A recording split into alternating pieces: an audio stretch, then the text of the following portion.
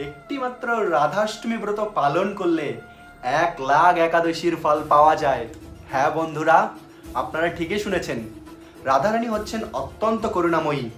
এ জগতে রাধারানীর মতন করুণাময়ী কেউ নেই।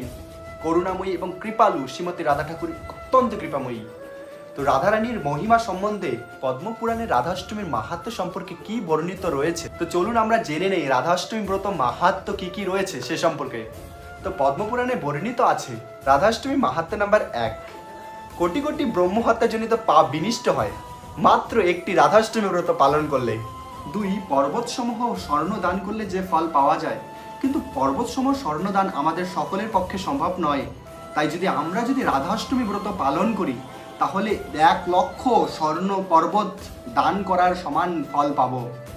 3 নম্বর পয়েন্ট, 1,000 কন্যাদানের যে ফল লাভ হয় শুধুমাত্র রাধাষ্টমী ব্রত পালন করলে সে ফল অনায়াসে প্রাপ্ত হওয়া যায়। মাহাত্ম্য নাম্বার 4, 1,00,000 একাদশীর ফল পাওয়া যায় শুধুমাত্র একটি রাধাষ্টমী ব্রত পালন করলে।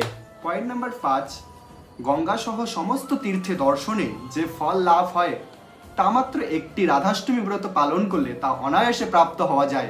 6 নাম্বার, কুলসমূহ, কোটি কোটি কুলসমূহ নিত্যকাল আজীবন ভগবানের বৈকুণ্ঠ ধামে বসবাস করা যায় শুধুমাত্র একটি রাধাষ্টমী ব্রত পালন করলে। 7 নম্বর পয়েন্ট, গোহত্যা, ব্রাহ্মণ হত্যা, পরস্ত্রী হরণ, বিশ্বাসঘাতকতা জঘন্যতম পাপ থেকে মুক্তি পাওয়া যায় মাত্র একটি রাধাষ্টমী ব্রত পালন করলে। এবং মাহাত্ম্য নাম্বার 8, রাধাষ্টমী মাহাত্ম্য শ্রবণে নিত্যকাল বৈকুণ্ঠ লোকে বসবাস করার সৌভাগ্য অর্জন করা যায়।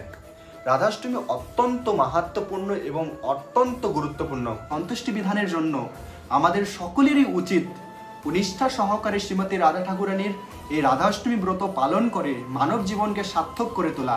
তাই আমাদের সকলেরই উচিত পরম করুণাময়ী, পরম দয়াময়ী শ্রীমতী রাধা ঠাকুরানীর সন্তুষ্টি বিধানের জন্য এই রাধাষ্টমী ব্রত পালন করা।